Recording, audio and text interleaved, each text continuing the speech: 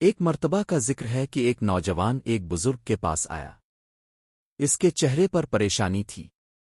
اس نے ادب سے پوچھا، حضرت، میں کیسے جانوں کہ میرا دوست سچا ہے یا نہیں؟ بزرگ مسکرائے اور نرمی سے بولے، بیٹا، سچے دوست کی پہچان خوشیوں میں نہیں بلکہ مصیبت کے وقت ہوتی ہے۔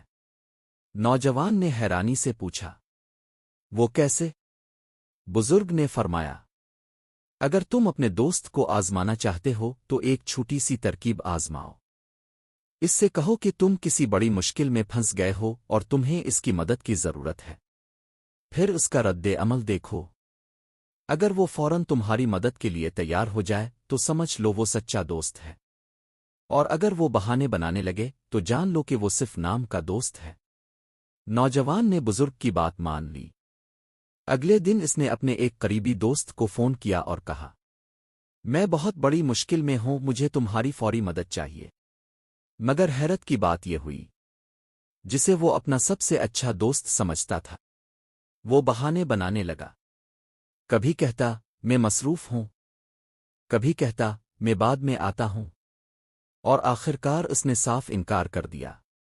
نوجوان کو بہت دکھ ہوا۔ پھر اس نے ایک اور شخص کو آزمایا، جو صرف ایک عام سا جانے والا تھا۔ جیسے ہی اس نے اپنی مشکل بتائی، وہ شخص فوراً بولا، تم فکر نہ کرو، میں ابھی آ رہا ہوں۔ یہ سن کر نوجوان حیران رہ گیا، اور اس کی آنکھیں کھل گئیں۔ اسے سمجھ آ گیا کہ سچا دوست وہ نہیں جو صرف خوشیوں میں ساتھ ہو، بلکہ وہ ہے جو مشکل وقت میں تمہیں اکیلا نہ چھوڑے۔ وہ دوبارہ بزرگ کے پاس گیا اور بولا، حضرت، آج مجھے سچی دوستی کا مطلب سمجھ آ گیا ہے۔